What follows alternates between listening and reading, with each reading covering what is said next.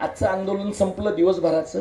पुढे आपण काय करणार आहोत तर आम्ही नाशिक, संभाजीनगर, कोल्हापूर आणि इतर महाराष्ट्रात आणि नागपूर आणि वर्धा या 4 ते 5 ठिकाणी आत्ताच ठरलं आहे की या ठिकाणी जाऊन आम्ही आमचं जे म्हणणं आहे या शालेय शिक्षण अभ्यास आणि कृती समन्वय समितीचं ते लोकांच्या पुढे मांडणार आहोत.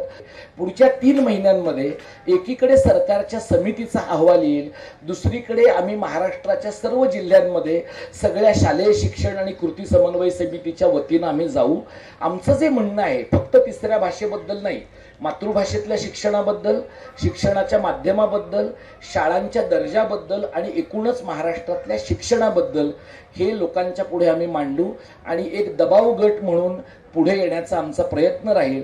बरेचदा लोक मला, विशेषतः संघाशी जवळीक, भाजपशी जवळीक असणारे लोक मला असं म्हणतात की ते हिंदीला तू विरोध कर, पण तू ते रेशीमबाग का म्हणतोस, हिंदी हिंदू हिंदुस्तान का म्हणतोस. मला असं वाटतं की एकदा भाबडेपणा संपला आपला की या सगळ्याचे बाप कोण आहेत हे आपल्याला कळतं.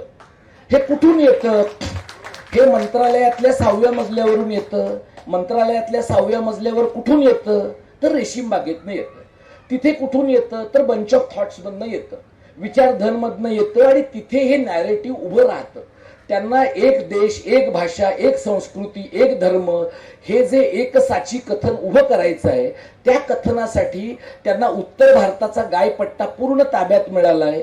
दक्षिणेत त्यांना शिरकाव करता येत नाही. मधल्या काळामध्ये महाराष्ट्र ही त्यांची प्रयोगशाळा आहे. महाराष्ट्र ही त्यांची जर प्रयोगशाळा असेल तर आपली जबाबदारी आहे. आणि मी जेव्हा आपली म्हणतो तेव्हा भाजपेतर लोकांची म्हणत नाही.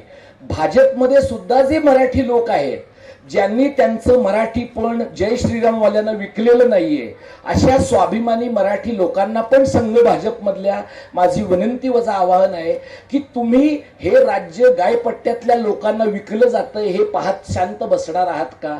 आणि नसेल तर फक्त शिक्षणाची लढाई लढून चालत नाही, फक्त भाषा विज्ञानाची लढाई लढून चालत नाही, फक्त मानसशास्त्राची लढाई लढून चालत नाही.